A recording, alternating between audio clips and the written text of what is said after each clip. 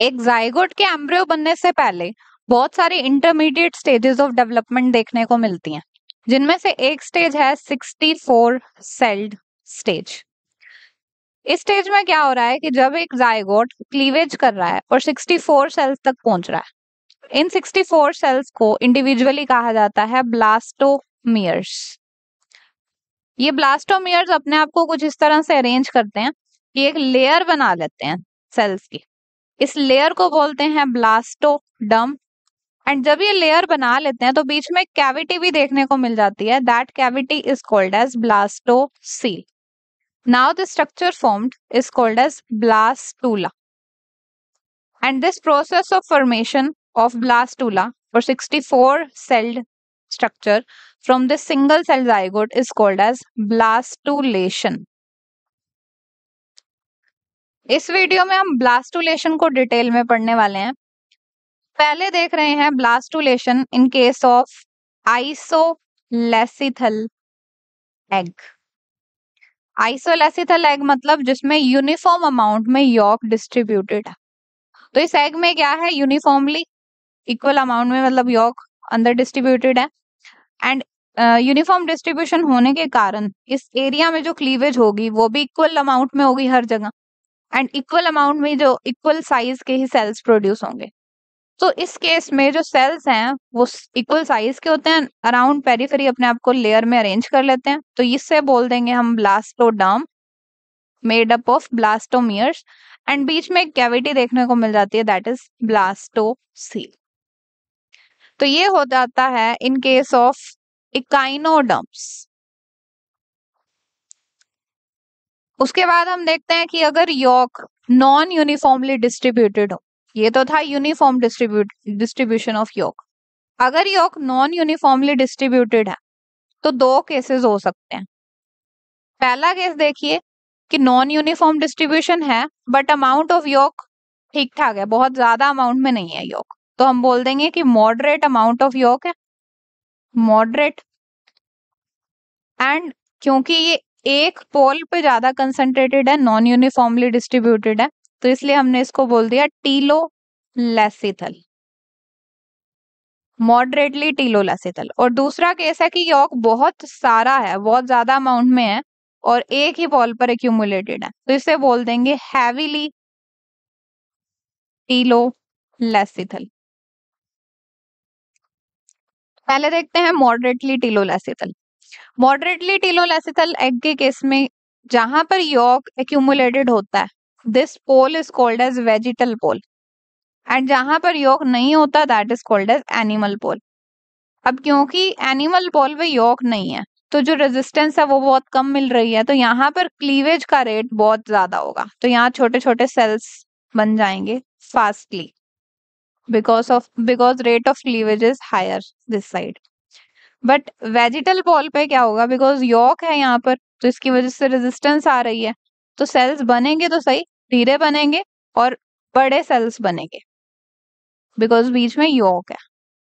तो इन सेल्स को जो कि लार्ज साइज के हैं at vegetal pole, these are called as macromeres.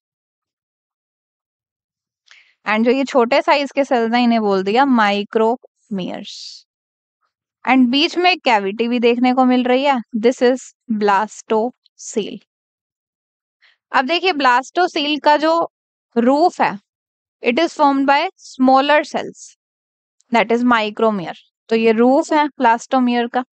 And जो ब्लास्टोमियर का बेस है या फ्लोर है, this is formed by large cells called macromeres. इस टाइप का ब्लास्टूला देखने को मिलता है एम्फीबियंस में because of their moderately telolecithal egg. फिर नेक्स्ट केस पे आ जाइए, in case of heavily telolecithal egg, ये है वेजिटल हाफ एंड ये है एनिमल हाफ। अब क्योंकि जो यॉर्क है वो इतना ज्यादा भरा हुआ है इस एग में कि मोस्ट ऑफ द एग तो ऑक्यूपाइड रह रहा है, बहुत ही थोड़ा पार्ट है जो अनऑक्यूपाइड है। इस थोड़े पार्ट को बोला जाता है वाइट स्पॉट, बिकॉज ये इस एग में अलग से दिखता है, वाइट स्पॉट, छोटा सा वाइट सा रीजन दिख रहा है। एंड इस व्हाइट स्पॉट को एक और नाम दिया जाता है जर्मिनल डिस्क। तो अब जो भी क्लीवेज होगी वो इस व्हाइट स्पॉट वाले एरिया में ही होगी। तो क्लीवेज होगी एंड ये सेल्स बन रहे हैं। अब जैसे जैसे ये क्लीवेज कंटिन्यू हो रही है तो हम ये देखेंगे कि एक टाइम ऐसा आएगा कि ये सेल्स अपने आप को यॉर्क से थोड़ा सा अलग कर लेंगे, मतलब एक बीच में डिस्टेंस बन जाएगा, कैविटी बन जाएगी between yolk and these cells. This cavity is called as subgerminal cavity. अब ये जो सेल्स हैं, ब्लास्टोमेयर्स हैं, ये भी डिवाइड कर रहे हैं फर्दर। डिवाइड करते करते और छोटे छोटे सेल्स बन गए एंड एक टाइम ऐसा आएगा कि यहाँ भी एक कैविटी देखने को मिलेगी and this cavity will be called as blastocoel. Blastocoel के जो ऊपर वाले सेल्स होते हैं इनकी लेयर को बोलते हैं एपीब्लास्ट एंड जो ब्लास्टोसील के नीचे सेल्स लाई कर रहे हैं इनकी लेयर को बोलते हैं हाइपोब्लास्ट। इस तरह की ब्लास्टुलेशन देखने को मिलती है रेप्टाइल्स एंड बर्ड्स में। नेक्स्ट हम पढ़ रहे हैं types of blastula based on type of egg, amount of York present in egg and rate of cleavage. तो फर्स्ट देखिए, ये एक एग है, इसमें ब्लास्टुलेशन कुछ इस तरह से हो रही है कि बीच में कैविटी दिखने को मिल रही है। सेकंड केस में देखिए यहाँ कोई कैविटी नहीं है। तो जिस भी ब्लास्टूला में कैविटी देखने को मिलती है इस ब्लास्टूला को बोलते हैं coeloblastula. Blastula is coeloblastula, cavity is called as blastocoel.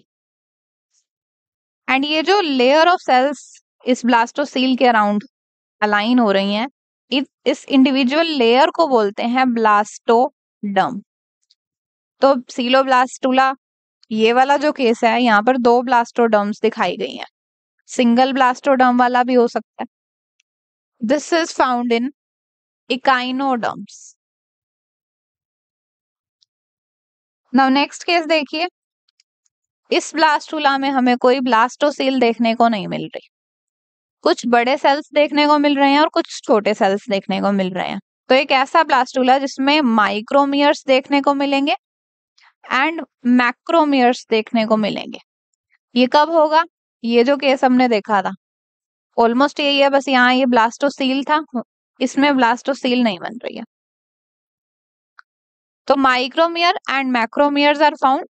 Such type of blastula is called as stereoblastula and this type of blastula is found in annelids. उसके बाद थर्ड केस देखिए, इस केस में आप देख रहे हैं कि सेंट्रली यॉर्क प्रेजेंट, काफी अमाउंट में यॉर्क प्रेजेंट है। तो अगर सेंट्रली यॉर्क प्रेजेंट होता है उस टाइप के एग को बोलते हैं centrolecithal egg. So in case of centrolecithal egg बीच में तो यॉर्क है, तो यहाँ पे तो क्लीवेज नहीं हो पाएगी, तो क्लीवेज होगी पेरीफेरी पे। पेरीफेरी पे क्लीवेज होने के बाद हम ये देख रहे हैं जो group of cells, layer of cell आ गई है, this will be called as dorsal blastoderm, dorsal layer of cell, and जो पीछे है that will be called as ventral blastoderm. अब क्योंकि यहाँ पर क्लीवेज कुछ इस तरह से हो रही है कि पेरीफेरी पे ही डेवलपमेंट हो रही है, तो ये जो ब्लास्टूला बन रहा है इसे बोलेंगे हम पेरी ब्लास्टूला, और it can also be called as superficial blastula due to superficial cleavage या पेरिफेरल क्लीवेज। ये हमें देखने को मिलता है इंसेक्ट्स में। देन नेक्स्ट टाइप, ये आप देख रहे हैं कि यॉर्क एक पोल पर एक्यूमुलेटेड है, तो ये हो गया heavily telolecithal egg. This is vegetal half, this is animal half. Animal half पर सेल्स की फॉर्मेशन हो रही है, तो ये जो एरिया है मतलब सिर्फ इतना एरिया, ये एक तरह से डिस्क जैसा दिख रहा है, एक डिस्क है जिसको हमने बोल दिया था जर्मिनल डिस्क, एंड इस डिस्क में ही सिर्फ ब्लास्टोमेयर्स बन रहे हैं। तो इस तरह का ब्लास्टूला जिसमें डिस्क बनती है उसे बोलते हैं डिस्को ब्लास्टूला। इसकी डिटेल्स हम अभी पढ़ चुके हैं कि यहाँ पर सबजर्मिनल कैविटी बनती है, ये ब्लास्टोसील है, इसके ऊपर वाले सेल एपीब्लास्ट हैं और नीचे वाले हाइपोब्लास्ट सेल्स। डिस्कोब्लास्टूला रेप्टाइल्स में या बर्ड्स में देखने को मिलता है। फिर नेक्स्ट पर आ जाइए। इस ब्लास्टूला में दो टाइप के ब्लास्टोमियर्स हैं, एक तो ये वाला ब्लास्टोमियर और दूसरा ये वाला। तो ये दो स्ट्रक्चरली डिफरेंट ब्लास्टोमियर्स हैं। वन कैन मूव, मोटाइल है, और दूसरा नॉन मोटाइल है। तो इस तरह के ब्लास्टूला को, जिसमें दो तरह के ब्लास्टोमियर्स होते हैं, इसे बोला जाता है amphi blastula. Amphi means two. ये देखने को मिलता है स्पॉन्जेस में। Then last type of blastula, इसमें क्या है कि सेल्स ने या ब्लास्टोमियर्स ने अपने आप को पेरिफेरी में अरेंज कर लिया, एंड ये ब्लास्टोमियर्स न्यूट्रिटिव है फंक्शन में, न्यूट्रिशन प्रोवाइड करते हैं इस डेवलपिंग एम्ब्रियो को। तो ये सेल्स को बोला जाता है ट्रोफोब्लास्ट सेल्स। हैं ब्लास्टोमियर्स ही which are nutritious in function, उन्हें बोलेंगे ट्रोफोब्लास्ट। ट्रोफोब्लास्ट के सेल्स ने अपने आप को पेरिफेरी में इंक्लाइन कर लिया।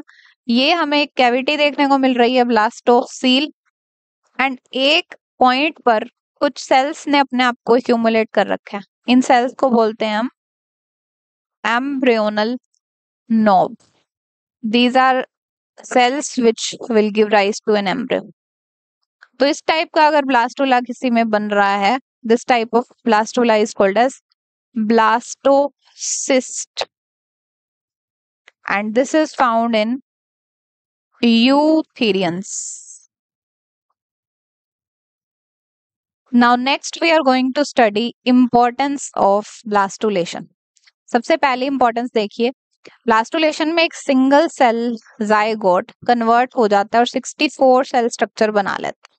तो यूनिसेल्युलर स्ट्रक्चर से मल्टी सेल्युलर स्ट्रक्चर ऑब्टेन हो जाता है। This is very important feature of blastulation. इसके अलावा ब्लास्टूला के अंदर हमें कैविटी देखने को मिलती है, दैट इज ब्लास्टोसील।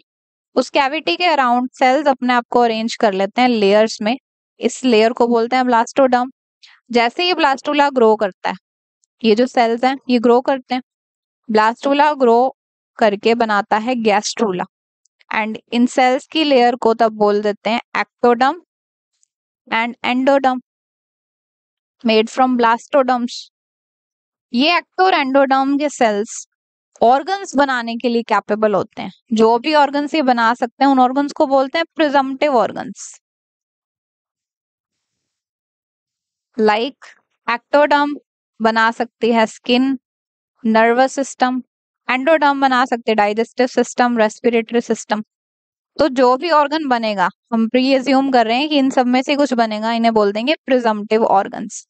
तो ये organs ecto and endodermal cell से बन रहे हैं, जो कि फर्दर ब्लास्टोडर्मल सेल से बने हुए हैं, जो ब्लास्टूला का पार्ट था। So blastulation results in formation of presumptive organs. Next, जैसे ही ब्लास्टुलेशन होती है तो सेल क्लीवेज करके ब्लास्टुलेशन करता है। एक सेल से या जाइगोट से मल्टी सेल्युलर स्ट्रक्चर आता है, ब्लास्टूला आता है। तो ब्लास्टूला के जो इंडिविजुअल सेल्स होते हैं वो बहुत एक्टिव होते हैं, उनका सरफेस एरिया वॉल्यूम रेशो ज्यादा होता है as compare to this single cell zygote. ये मान लेते हैं कि एक सेल ही है, ये तो है ही एक सेल। यहाँ पर आपको 4 सेल दिख रहे हैं, इसे आप मान के चलिए कि 64 सेल स्टेज है। तो अब हम देखते हैं surface area of zygote. Surface area का फॉर्मूला होता है 6 × L × B, बिकॉज ये एक बड़ा सेल है एंड यहाँ पर इंडिविजुअल छोटे छोटे सेल्स हैं, तो इनकी जो LBH है वो छोटी होगी और इनकी LBH बड़ी होगी। तो यहाँ देखिए 6 × 4 × 2 एंड वॉल्यूम होगा L × B × H, that is 4 × 2 × 3। तो ये हो जाएगा 48 एंड ये हो जाता है 24। यहाँ देखिए 6 multiply L multiply B that is 12, then L multiply B multiply H it is 2। तो अब रेशो देखिए surface area by volume, it is 48/24। तो ये हो जाता है 2:1 एंड यहाँ पर 12/2 दैट इज 6:1। तो अब रेशो किसमें ज्यादा आ रही है, इसमें ज्यादा है इसमें कम है। सो ब्लास्टोमियर्स की जो रेशो है वो ज्यादा है, मतलब कि जो सेल्स हैं ब्लास्टूला के वो ज्यादा एक्टिव है। So as a result of blastulation, cells become more active.